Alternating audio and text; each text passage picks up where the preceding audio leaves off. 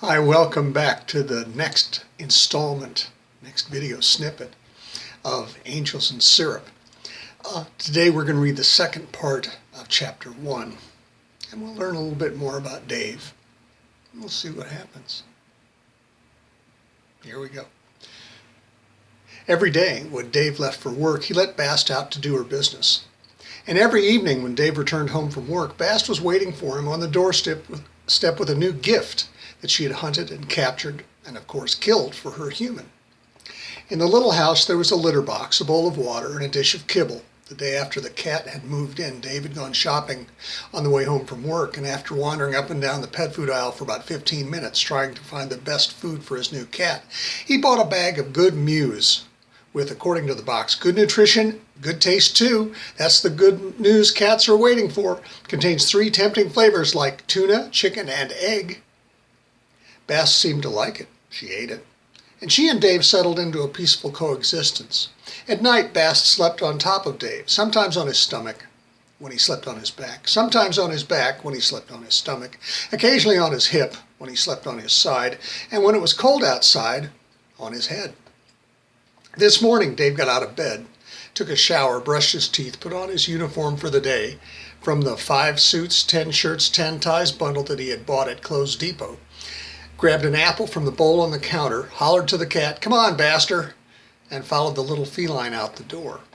One of the perks, if you could call it that, of living and working in a little Midwestern town that was located in the middle of the Midwest, but smack dab in that part of the Midwest that was a little bit to the west of the middle, was that Dave could walk to work.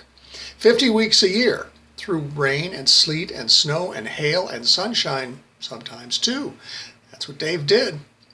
He carried his suit coat slung over his shoulder today because it was one of those sunny days, and it wasn't too hot and it wasn't too cold. It was just right outside. And besides, the company's wellness coach had told Dave that walking to work would be good for his cardiovascular health.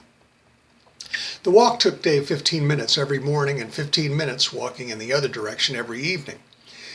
Even when the weather was unpleasant, the walk to and from work was satisfying. In the mornings, as he walked, Dave felt that he was taking his life in his hands and journeying to where he would make his mark for the day.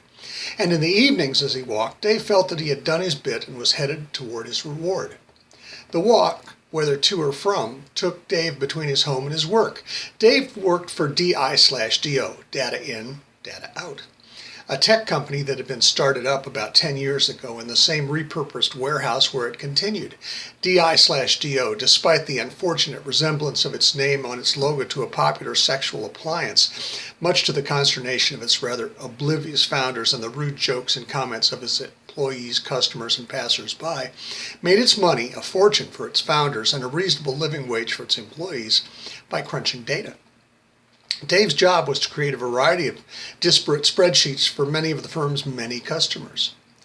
Dave created spreadsheets to pay his bills, contribute to his small but sincere IRA, take care of his health insurance, and give Dave 2 weeks paid vacation each year. There was enough money left over, Dave discovered, after he had paid his bills, for him to pay the loan on his timeshare in Panama City, Florida, PCB, the brochure had called it. That while it was not on the beach, it had a view of a sliver of sand on the beach if Dave stood on his little 4th-floor balcony, leaned way out over the railing to the right, and sneaked a peek through the golden arch of the McDonald's sign on Front Beach Road 2 blocks away.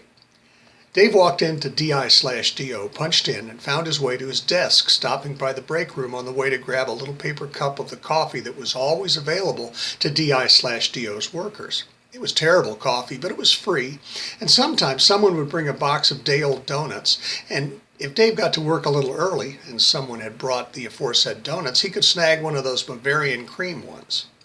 Today would be a good day, Dave thought idly as he took his coffee and his donut. He had missed out on the Bavarian cream. They had been snatched up, but he had gotten the last strawberry frosted red velvet cruller. To the copy room, where his desk shared its space with 3 massive, continuously humming and occasionally squeaking photocopy machines. Dave put the coffee and donut on a napkin onto his desk, right in the middle. He was no savage. Pulled out his chair, and as he slid into the comfy embrace of the Naugahyde task chair, it wasn't ergonomic, but it did have 5 wheels. It swiveled, and it was adjustable up and down. He punched the button on his computer to boot it up.